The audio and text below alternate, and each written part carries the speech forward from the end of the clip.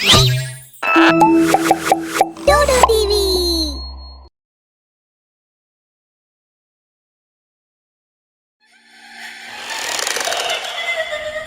पूरे शहर में सिर्फ एक ही मसला था, ब्लैक फंगस। किसी को समझ नहीं आ रहा था कि आखिर ये क्या बला है। डॉक्टर कुमार अपने कैबिन में बैठे एक पेशेंट की रिपोर्ट देख रहे थे। तभी एक आदमी भागता हुआ उनके ऑफिस में घुस गया। उसके हाथ से खून बह रहा था। अरे मोहन, ये क्या हुआ? डॉक्टर साहब जल्दी चलिए, आईसीयू में आपकी जरूरत है। डॉक्टर कुमार तुरंत भागकर आईसीयू में पहुंच गए। वहां जाके उन्होंने देखा कि बेड पर कोई भी नहीं था। पीछे मुड़े तो दरवाजा अपने आप बंद हो गया। किसी ने जोर से उनके सर में पीछे से वार किया। वो जमीन पर गिर पड़े। डॉक्टर कुमार के अस्पताल में मरीजों की भीड़ थी। सोशल डिस्टेंसिंग का दूर दूर तक कोई नामो निशान नहीं था। 2-4 लोग ही मास्क लगाए दिख रहे थे। कोरोना की वजह से पूरे देश में रोज हजारों लोगों की जान जा रही थी और हर कोविड अस्पताल में बेड और ऑक्सीजन की मारामारी थी। ऐसे में शहर का इकलौता कोविड अस्पताल था डॉक्टर कुमार का। विकास के बेटे की तबीयत बहुत खराब थी। वो भी हॉस्पिटल के लिए बाहर खड़ा था। नर्स, मेरे बेटे की तबीयत बहुत खराब है। उसको अर्जेंट बेड और ऑक्सीजन की जरूरत है। अपने आगे और पीछे देखो कितनी भीड़ है। सबको जरूरत है। अभी बेड नहीं है हॉस्पिटल में। विकास मायूस हो गया और रोने लगा। उसका 15 साल का बेटा वहीं पास में ही सीढ़ियों पर बैठा था। उसको सांस लेने में भयंकर तकलीफ हो रही थी। उसकी आंखों में जलन थी और पूरा शरीर लाल पड़ चुका था। एक अजीब सी एलर्जी थी पूरे शरीर पर। विकास ने पास से गुजर रहे एक वार्ड बॉय से बात की। अरे भाई, तुम प्लीज मदद करो हमारी। मेरे बेटे की तबीयत बहुत ज्यादा खराब है। वार्ड बॉय को देखकर लग रहा था जैसे वो नशे में है। उसकी आंखें एकदम लाल और डरावनी थी। किसी कातिल से कम नहीं लग रहा था वो। उसने विकास के बेटे की ओर देखा और बोला, तुम्हारे बेटे को ब्लैक फंगस है। डॉक्टर कुमार के पास जाइए और रिक्वेस्ट कीजिए बेड के लिए। वही तुम्हारी मदद कर सकते हैं। ब्लैक फंगस का नाम सुनकर विकास बेहद डर गया। वो भागता हुआ डॉक्टर कुमार के कैबिन में पहुंचा और उनसे रिक्वेस्ट करने लगा। डॉक्टर साहब, मेरे बेटे को बचा लीजिए। उसको बेड की जरूरत है। उसको ब्लैक फंगस हो गया है। देखो, बहुत सारे मरीज हैं और बेड बहुत कम है। मैं तुम्हारी कोई मदद नहीं कर सकता। विकास निराश होकर बाहर निकला। तभी उसने देखा एक आदमी एक थैला लेकर डॉक्टर कुमार के कैबिन में घुसा है। विकास खिड़की से सब देखने लगा। उस आदमी ने वो थैला डॉक्टर कुमार के सामने खोलकर दिखाया। उसमें काफी पैसे थे। डॉक्टर कुमार ने वो थैला अपनी टेबल के नीचे रख लिया और नर्स उस आदमी और उसके बेटे को लेकर अंदर चली गई। विकास को समझ आ गया कि अस्पताल में बेड लेने के लिए बहुत सारे पैसे देने होंगे। उसने अपने बेटे से वहीं इंतजार करने को कहा और भागकर अस्पताल से बाहर चला गया। कुछ देर बाद वो वापस आया तो उसके हाथ में एक नोटों से भरा थैला था, जो शायद वो अपनी फैक्ट्री के मालिक से उधार मांग कर लाया था। पर जैसे ही वो वहाँ पहुँचा, उसका बेटा मर चुका था। वो पैसे उसके हाथ से छूट गए। वो रोने लगा। कुछ वक्त और इंतजार कर लेता मेरे बच्चे। विकास के बेटे की मौत के बाद विकास अपने गांव चला गया और इस तरफ 2 दिन बाद ही डॉक्टर कुमार के अस्पताल में एक नर्स की लाश आईसीयू में मिली। उसकी गर्दन पर किसी खतरनाक जानवर के पंजों के निशान थे। किसी को समझ नहीं आ रहा था कि आखिरकार ऐसा कैसे हुआ होगा। अस्पताल में कैसे कोई जानवर घुस सकता है। डॉक्टर कुमार ने स्टाफ को बुलाया और समझाया। आप सभी लोगों को पता है कि हमारे यहाँ एक नर्स की मौत हो गई है और ये खबर पूरे शहर में फैल रही है। मैं पता लगाने की कोशिश कर रहा हूँ कि ये किसने किया होगा। देखो, कोई भी बाहर ये नहीं बताएगा कि ये मर्डर है। मैंने बोल दिया है कि ब्लैक फंगस से नर्स की मौत हुई है, इसलिए तुम लोग भी चुप रहना। आने वाले 2-3 दिनों के अंदर डॉक्टर कुमार के अस्पताल में काम करने वाले 4 लोग अपनी जान गंवा चुके थे। सबकी गर्दन पर एक अजीब सा निशान था। अब तो ये भी अफवाह थी कि उनको किसी भूत प्रेत ने मारा है। पूरे शहर में ये बात आग की तरह फैल चुकी थी। डॉक्टर कुमार के अस्पताल में अब मरीजों ने आना बंद कर दिया था। डॉक्टर कुमार के अस्पताल में जाना अब उन्हें सही नहीं लग रहा था। डॉक्टर कुमार काफी परेशान थे, पर वो भी जानना चाहते थे कि ये आखिर कौन कर रहा है। उन्होंने अपने असिस्टेंट मोहन को बुलाया। मोहन, तुम एक काम करो, आज रात तुम अस्पताल में ही रहना और देखना कि आखिर रात में कौन आता है। मुझे कल तक पता लग जाना चाहिए कि मेरे अस्पताल के खिलाफ ये किसकी साजिश है। ठीक है सर, मैं आज रात आपका ये काम पूरा करूंगा। मोहन एकदम मुस्तैदी से अपना काम कर रहा था। वो अस्पताल के गेट पर ही खड़ा था। आधी रात के बाद उसको अचानक आईसीयू से किसी के चिल्लाने की आवाज आई। वो भागकर अंदर गया तो देखा एक औरत बेड पर लेटी तड़प रही थी। वो उसके पास गया तो अचानक वो औरत बेड से गायब हो गई। उसने पीछे मुड़कर देखा तो उसकी रूह कांप उठी। एक बेहद खतरनाक चुड़ैल उसके सामने खड़ी थी। वो जोर जोर से हंस रही थी। उसके हाथ में ऑपरेशन वाली कैंची थी। उसने वो कैंची मोहन के हाथ में घुसा दी। मोहन चीख उठा। मुझे छोड़ दो प्लीज, मैंने तुम्हारा क्या बिगाड़ा? गाड़ा तो तुम सबने है और अब कोई नहीं बचेगा। मेरे छोटे छोटे बच्चे हैं, उनका क्या होगा? तुझे मेरा एक काम करना होगा। जल्दी से जा और डॉक्टर कुमार को यहाँ भेज दे। उसकी जान के बदले में तेरी जान बच जाए। वो वहाँ से भागता हुआ डॉक्टर कुमार के केबिन में पहुँचा। अरे मोहन, ये क्या हुआ? डॉक्टर साहब जल्दी चलिए, आईसीयू में आपकी जरूरत है। डॉक्टर कुमार तुरंत भागकर आईसीयू में पहुंच गए। वहां जाके उन्होंने देखा कि बेड पर कोई भी नहीं था। पीछे मुड़े तो दरवाजा अपने आप बंद हो गया। किसी ने जोर से उनके सर में पीछे से वार किया। वो जमीन पर गिर पड़े। वो उठे और उठकर पीछे देखा। वो चुड़ैल उनके सामने खड़ी थी। तुम कौन हो? मुझे क्यों मारना चाहती हो? तू डॉक्टर के नाम पे राक्षस है, राक्षस। तुझे नहीं छोड़ूंगी मैं। तेरा ऑपरेशन होकर रहेगा। चुड़ैल ने कैंची डॉक्टर कुमार के पैर में घुसा दी। वो रोने लगे, चिल्लाने लगे। पर तुम हो कौन? एक हफ्ते पहले मेरे पति मेरे बेटे को लेकर आए थे यहाँ। उसको ब्लैक फंगस हो गया था और तूने उसे बेड नहीं दिया। पैसों के बदले किसी और को बेड दे दिया और उसकी जान चली गई। उसकी लाश अपने हाथों में देखकर मेरी वही जान निकल गई।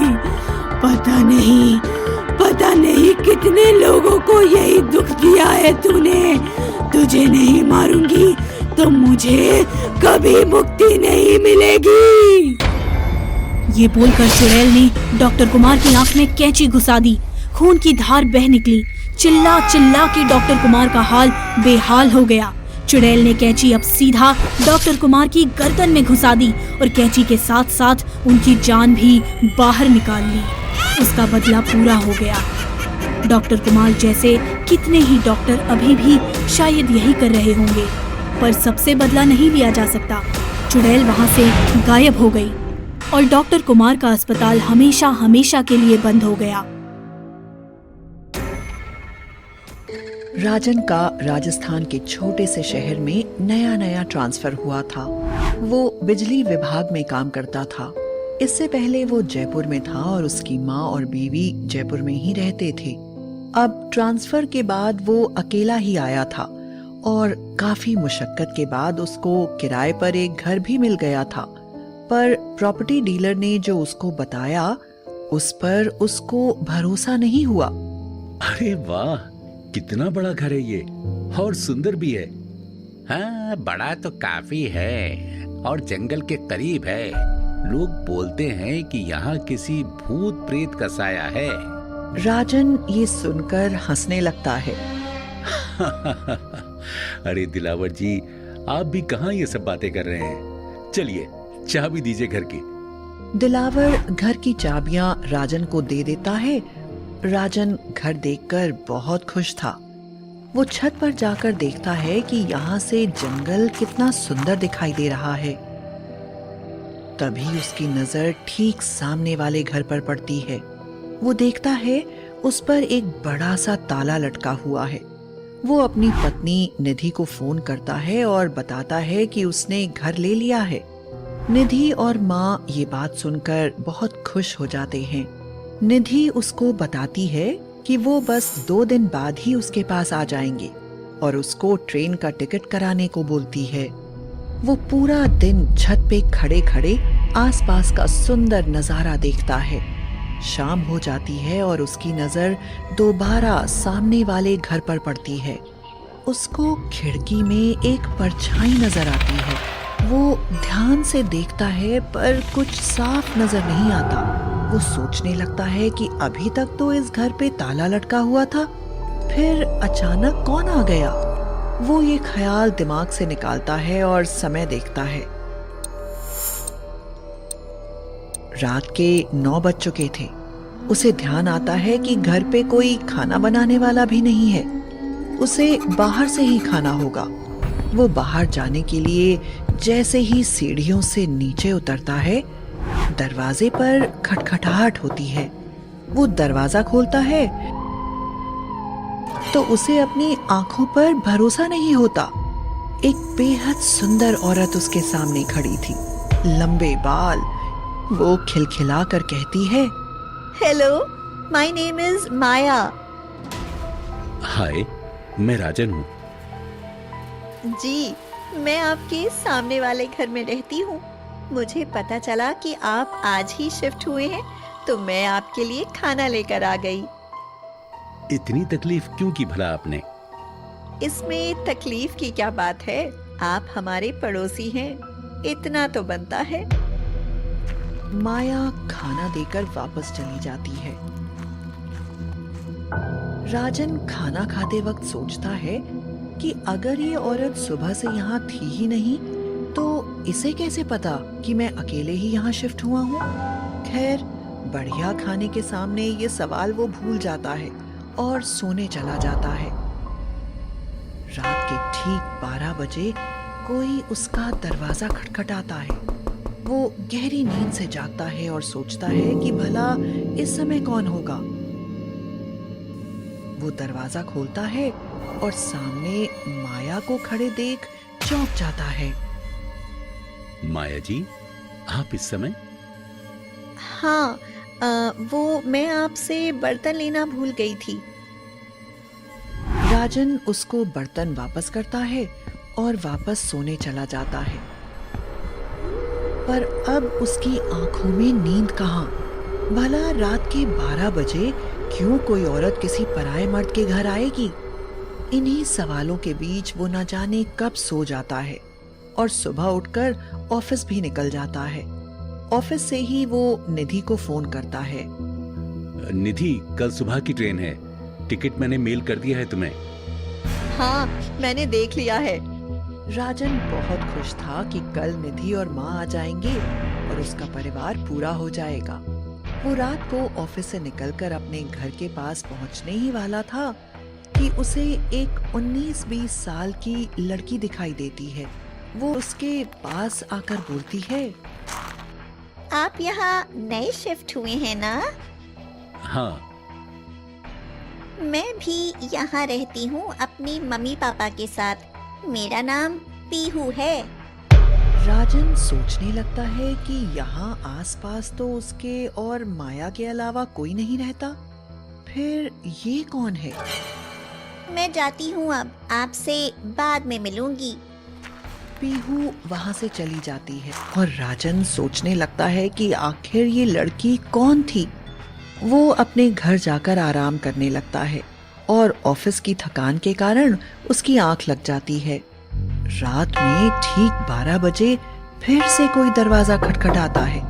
राजन की आंख खुल जाती है, पर अब वो थोड़ा थोड़ा डरने लगता है। वो पूछता है, कौन है? कोई आवाज नहीं आती। वो दरवाजा खोलता है। उसके सामने माया खड़ी थी। अरे, आप डर क्यों गए? माया, आप इस समय? मैं आपको ये बताने आई हूँ कि रात में बाहर मत निकलना। यहाँ एक पिशाचनी घूमती है, उससे बचकर रहना, वरना वो आपको छोड़ेगी नहीं। राजन डर के मारे कांपने लगता है। पर आप इस समय क्यों बाहर निकली? मुझे डर नहीं लगता उससे। ये बोलकर माया वहां से चली जाती है और राजन किसी तरह नींद के आने का इंतजार करने लगता है। और जैसे ही उसकी आंख लगती है, दरवाजे पर फिर से किसी की आहट होती है। वो घबरा कर उठ खड़ा होता है, धीरे धीरे दरवाजे की तरफ बढ़ता है और पूछता है, कौन है?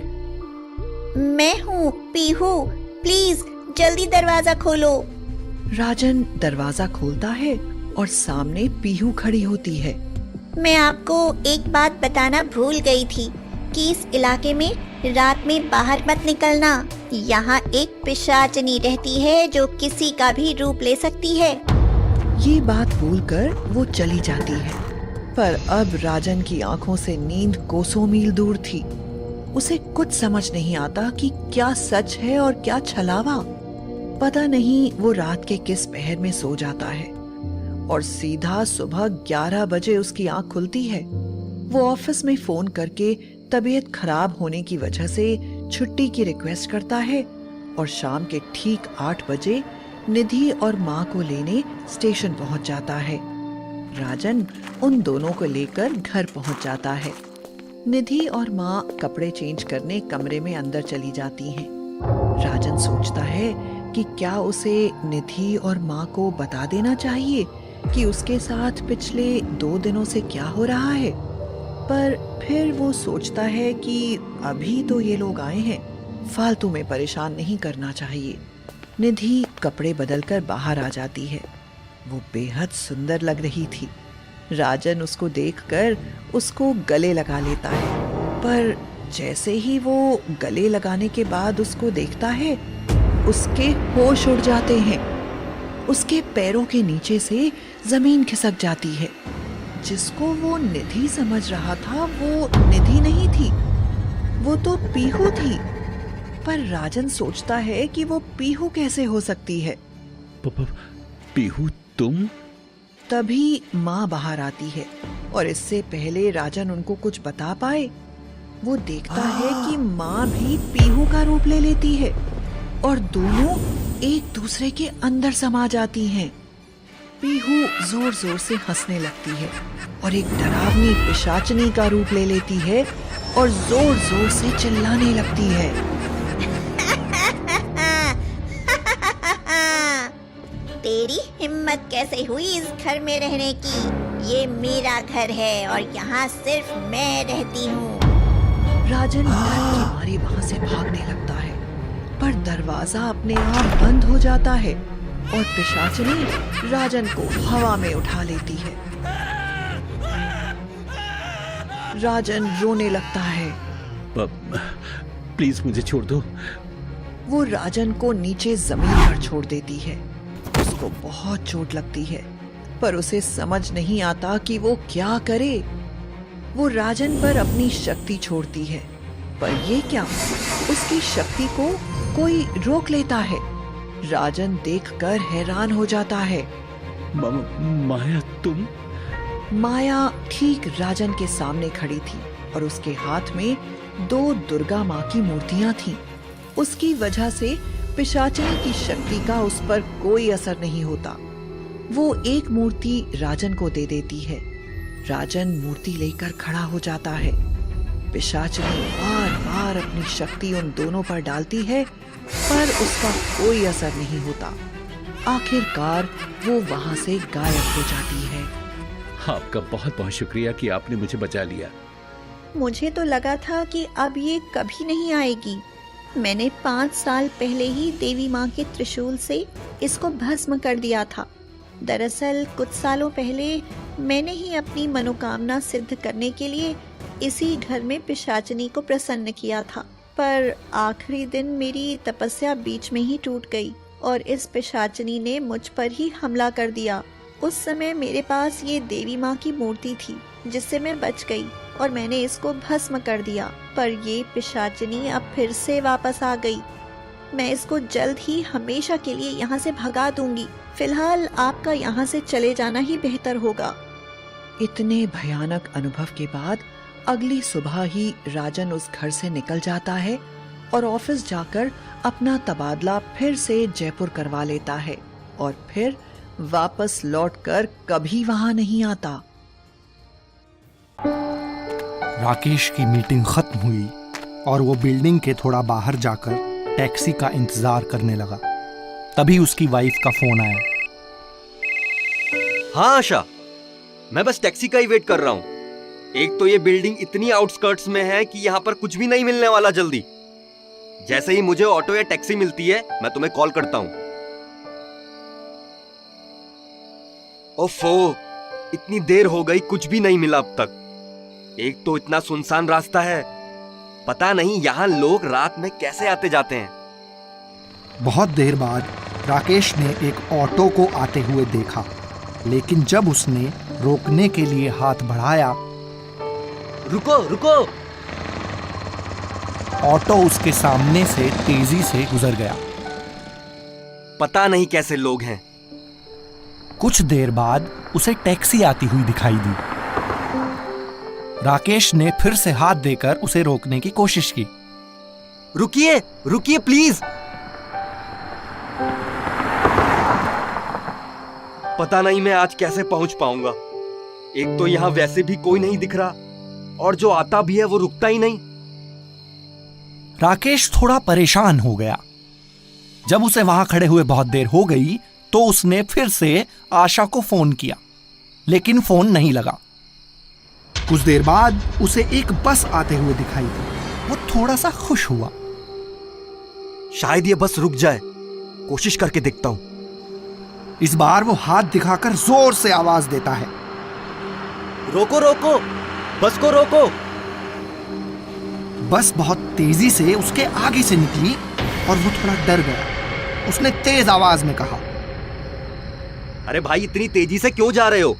मारोगे क्या? कुछ दूर जाकर बस रुकी। अंततः राकेश बस में चढ़ गया। राकेश ने देखा बस में बहुत ज्यादा लोग नहीं हैं और कोई भी एक दूसरे से बात नहीं कर रहा है। सब लोग बिल्कुल शांत बैठे हैं। बस फिर से बहुत तेजी से चलने लगी। राकेश ने ड्राइवर से कहा, अरे ड्राइवर साहब, बस को उड़ाना है क्या? थोड़ा धीरे चलो। ड्राइवर ने कोई जवाब नहीं दिया। अजीब है ये ड्राइवर, कोई जवाब भी नहीं दिया। राकेश ने कंडक्टर से कहा, बस क्लॉक टावर जाएगी ना? कंडक्टर ने सिर्फ सिर हिला दिया। ऐसा लगा मानो वो हाँ कह रहा है। ठीक है, मुझे क्लॉक टावर का एक टिकट दे दो। कंडक्टर ने राकेश को टिकट दिया। राकेश ने मन ही मन कहा, शहर से बाहर कितनी ठंड होती है। वो अपने हाथ बांधकर बैठ गया और गाना गुनगुनाने लगा। मैं जिंदगी का साथ निभाता चला गया। बस की स्पीड अब पहले से भी तेज हो गई। राकेश ने फिर से ड्राइवर से कहा, अरे ड्राइवर सुनो, थोड़ा धीरे चलाओ भाई। फिर से कोई जवाब नहीं। अरे तुम कुछ बोलते क्यों नहीं? जवाब देने में क्या तकलीफ है भाई? फिर से जवाब न मिलने पर राकेश ने अपने पीछे वाली सीट पर बैठे व्यक्ति से बात करने की कोशिश की। वो व्यक्ति खिड़की से बाहर देख रहा था। सुनिए भाई साहब, आपको कहाँ जाना है? ये ड्राइवर बहुत तेज बस चला रहा है, आप भी कुछ कहिए। वो व्यक्ति कुछ नहीं बोला और बाहर देखता रहा। राकेश फिर से सोचने लगा, हे भगवान, मैं कहाँ फंस गया? पता नहीं आज इतने अजीब लोग क्यों मिल रहे हैं। बस एक बार घर ठीक से पहुंच जाऊं। राकेश ने पीछे मुड़ के देखा कि सब शांत हैं। कोई किसी से बात नहीं कर रहा है। सब दूर दूर बैठे हैं। एक बूढ़ा आदमी अखबार पढ़ रहा है। एक वृद्ध महिला अपना सिर पकड़कर बैठी हुई है। सबसे पीछे वाली सीट पर एक व्यक्ति कुछ बहुत अजीब सी दिखने वाली चीज खा रहा है। कंडक्टर पीछे जाकर अकेला ही हंस रहा है। एक बच्चा एक बहुत डरावने से खिलौने से खेल रहा है। उसे ये सब देखकर बहुत अजीब लगा। अब बस चलते चलते बहुत देर हो गई। तब राकेश ने पीछे मुड़कर कंडक्टर से पूछा, अरे कंडक्टर साहब, ये बस क्लॉक टावर ही जा रही है ना? कंडक्टर पीछे खड़ा देखता रहा। राकेश ने सोचा, शहर तो केवल 10 किलोमीटर था और रास्ता भी इतना सुनसान नहीं है। ये कहाँ जा रहा है? उसने खड़े होकर कंडक्टर से पूछा, भाई मैंने पूछा कि ये बस क्लॉक टावर ही जा रही है ना? कोई जवाब नहीं मिला।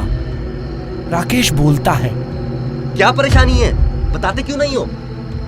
फिर उसने बस में बैठे हुए बाकी लोगों की तरफ देखते हुए बोला, अरे आप लोग क्यों नहीं बोलते इसे कुछ? देखिए कितना वीरान रास्ता है, यहाँ तो दूर दूर तक रोशनी भी नहीं दिख रही। कोई कुछ नहीं बोला। उसने फिर से कहा, बताओ ये बस क्लॉक टावर जा रही है या नहीं? कंडक्टर ने भारी आवाज में जवाब दिया, नहीं। ये आप मुझे कहाँ ले जा रहे हैं? राकेश घबराकर सीट पर गिर गया और डर से रोने लगा।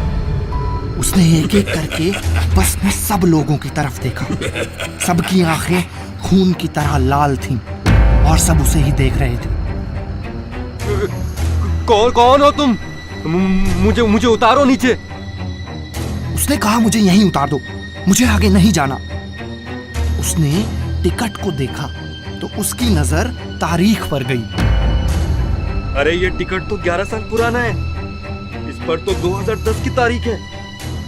फिर उसने पलटकर अखबार पढ़ रहे व्यक्ति की ओर देखा।